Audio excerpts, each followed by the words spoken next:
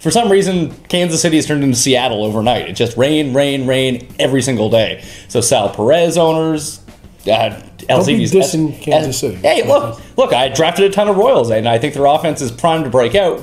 But it's hard to do that when you can't get into a solid rhythm. And it's April, rain brings May flowers. Flowers. That's right. I was gonna say showers, but apparently that's what it still is. No, April showers brings Ray fly. Anyway, in the daily game, it's been tough to rely on these guys because I got stuck with some of them are super cheap. Like at the beginning of the year when I still thought Eric Hosmer was going to be awesome, he was in my daily lineup, and although there's probably no difference between him getting rained out and him actually playing at this point, they're just zeros either way. But still, it's tough. And we had the snow in Denver, we had snow in Minnesota. They should have just been like Seattle, got a retractable roof. Yeah, that's tough. Daily gaming is all the rage here, but weather, especially in April, I think it'll get better as the season goes on. Wreak less havoc. If you had Colorado players, you didn't do too well. Yeah, but you didn't, as long as you got them out in time, but if you actually had them in when they did play, they'd be great. Yeah, but the thing is if you set your roster and you pick Willen Rosario, and then you say, oh, great, I've got Willen Rosario, then you find out that it's canceled, and then you go ahead and you have to pull him out of the thing. Now, what are you left with? Your rest of your roster is set. Now you got X amount of dollars to spend, and who's available. And you got to start changing things all over the place. And Colorado plays in the late games, which makes it even tougher. Yeah. There's just no one left. Why don't we talk a little bit about streaming? It's something I know you're heavily into.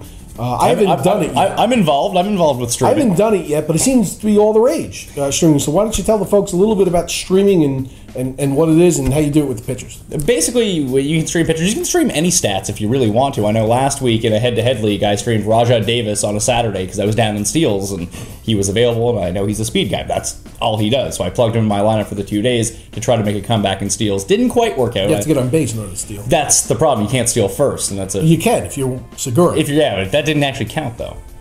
Oh, well, they didn't take one away. They didn't take one away, no. But still, with pitching, what you want to do is, it depends on the type of format you play. If you play in a head-to-head league with categories, I like to load up on as many pitchers as possible. In a daily leagues move, you're looking at, you want to load up on Monday pitchers, Tuesday pitchers to try to get a huge lead in either wins and Ks, because those should come along with just having more pitchers go. And then you hope that your ERA and WHIP aren't destroyed. And after you collect 5 starts in 2 days, you can then adjust. You don't necessarily need to stream the rest of the week if you get out to a huge lead with good ratios, because then you can protect those ratios. But is that a good way to go about it, to hope that your ERA and WHIP don't get destroyed? Generally, the people who are on the free agent list are people that nobody has on their team for a reason. Yes, but there's always good matchups, and that's what you have to look for. You can't just stream anybody, because then it's going to... 2 starts. 2 starts. That's for weekly moves leagues. That I know that in a league that you and I play in, 2 weeks ago, I streamed Carlos Villanueva because he was a 2-star pitcher. Turned out great. He's probably my best pitcher so far this season in that league.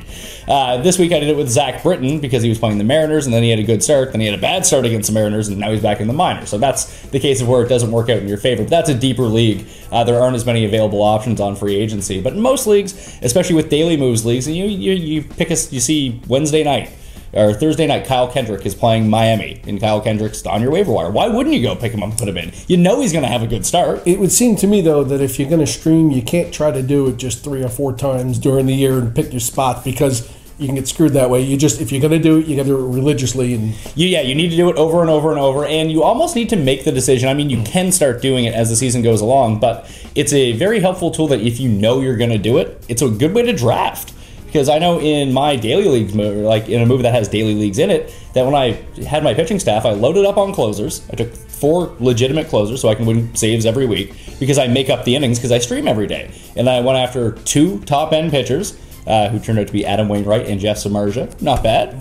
And then you have 1 or 2 other guys that, aren't great, but had the potential to be good, like a Lance Lynn has really turned out well for me. All right, let me stop there. But then you don't have to spend, instead of drafting 9 pitchers, you draft 7 pitchers, and then you just pick 2 start guys. Like this year, it was Ricky Nolasco, had 2 good starts the first week, so I just drafted him for $1 at the end, and then dropped him after week 1. So let's go back to Lance Lynn. Now, Lance Lynn, by my account, has been in fuego recently, and he's having a great year. So now I tried to stream him. I got him.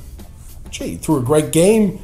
Now, maybe I want to keep him. Yeah, that's no problem. I mean, that's a really good way to try to get these guys on your team too. But the thing is, you always want to have that streaming spot open. I've dropped all-star pitchers before, guys I really should have held on to. That's not good. No, it's not. But in the long run, you wouldn't do that.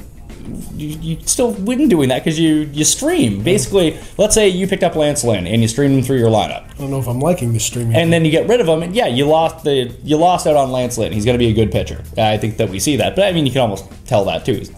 He was good last year, the sort of start he got off to. But let's say it's just some random pitcher who pitches for the Rockies, and let's say he gets on a roll. Juan Nicasio. Let's say all of a sudden he turns out to be great, which he's not going to, but let's just say that's the case. You stream him through your lineup. Hypothetically. He's good.